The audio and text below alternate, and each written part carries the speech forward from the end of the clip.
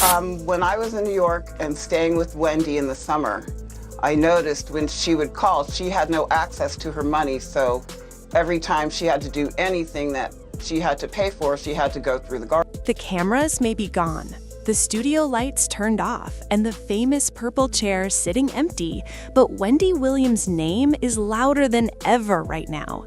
And this time, it's not because of celebrity gossip, not because of a viral hot topic, and not because Wendy is calling somebody out. No, this time, the story is about her health, about her silence, and about a heartbreaking confession that just came from someone who knows her better than most, her own brother. Because just when people thought the situation couldn't feel any heavier, Wendy's brother stepped forward and made a statement that stopped fans cold. He didn't sugarcoat it. He didn't play around with vague words. He said she is suffering. And that one word, it changed everything. The thing is that I've been asking questions about my money. And when I began asking questions about my money, suddenly Lori Schiller has got no response regarding my money. I want my money. This is not fair. And Wells Fargo has no questions and answers with regarding my money. This is not fair. For years, Wendy was the one telling everyone else's story. She built a career on talking, fast, sharp, funny, and sometimes messy. She turned celebrity drama into daytime gold. But now, the woman whose voice once filled living rooms every morning has gone quiet, and the people closest to her are starting to sound scared. Not annoyed, not frustrated, scared. And the big question that keeps hanging in the air is this: what is really going on with Wendy Williams behind closed doors?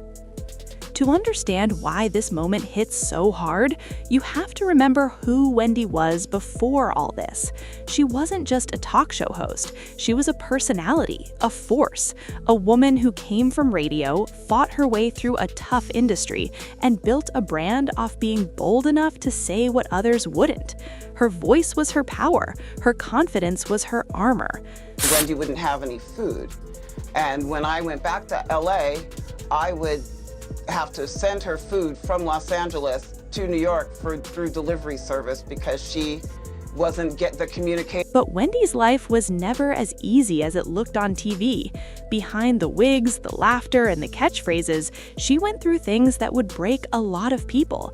Public struggles with addiction, health issues that she tried to push through while still showing up to work, a marriage that fell apart in front of the world, complete with betrayal that played out in headlines. She kept smiling on camera, but you could tell the weight was getting heavier. Still, Wendy always bounced back. That was her thing. Fall down, get up, adjust the crown, and keep going. Even when she had to take breaks from her show for health reasons, fans believed she'd return like she always did. Stronger, louder, ready with a new "how you doin'?" But then came the guardianship. Then came the long absence. Then came the silence that didn't feel like a break anymore. It felt like disappearance. Family members started speaking in careful tones. Friends said they couldn't reach her like before, and fans noticed something felt off. The woman who used to talk about everything suddenly wasn't talking at all. No interviews, no social media rants, no surprise appearances, just statements released through other people, sounding nothing like the Wendy viewers knew. But here's the twist. It wasn't just the silence that worried people. It was the distance, the reports that family members didn't always have access, the feeling that decisions were being made around Wendy instead of with Wendy. And now, with her brother stepping forward, the emotional tone of the story has shifted from confusion to heartbreak. According to what he revealed, Wendy isn't just resting or taking time. He made it clear that she is going through something serious. He spoke about her condition in a way that felt personal, not like PR, the kind of tone you hear when a family member is watching someone they love struggle and feels helpless. He talked about seeing changes, about how hard it is to watch someone so full of life now dealing with health challenges that affect her day-to-day reality. And while he didn't lay out every medical detail, the message was loud enough. This is not just gossip. This is not just drama. This is a woman facing something heavy. What nobody expected was how emotional his words sounded. You could hear that this wasn't about headlines, it was about pain. The pain of watching a sister suffer, the pain of not being able to fix it, the pain of knowing the public still sees Wendy as this loud, fearless personality, while he sees the private struggle. And that's where the story gets even more complicated, because Wendy's public image and her private reality have never felt further apart. On one side, you have fans who still picture her sitting in that purple chair, throwing shade, laughing, sipping tea. On the other side, you have a family describing a woman who needs care, support, and understanding. A woman whose health is fragile. A woman who is not in the position people remember. But here's another twist. The brother's statement also brought back questions about control, about who is making decisions, about who Wendy is allowed to see. Because when someone says a person is suffering, the next thought is, are they getting the right help? Are they surrounded by love? Or are they isolated? People online are connecting dots, wondering why so many updates about Wendy come from outsiders instead of Wendy herself. And now that a close family member is speaking openly about her condition, it makes the silence feel even louder. There is also the emotional weight of Wendy's past. This is a woman who spent decades being strong for everyone else. She entertained millions while dealing with personal storms. But strength has limits. The human body has limits. The mind has limits. And sometimes the same drive that makes someone successful can also push them to hide pain longer than they should. Her brother's words didn't sound like blame. They sounded like grief, like someone slowly accepting that life has changed in a way he never wanted for his sister. And that kind of honesty hits differently than tabloid rumors. It reminds people that Wendy isn't just a TV personality. She's a mother, a sister, a friend, someone who laughs, cries, and feels fear like anyone else. And right now, according to the people who love her, she's going through something deeply difficult. The emotional impact of all this is huge. Fans who grew up watching her feel like they're losing someone they know. Not in a dramatic way, but in a slow, sad way. The kind where a familiar voice fades and you don't know if it's coming back. Her family is clearly hurting too.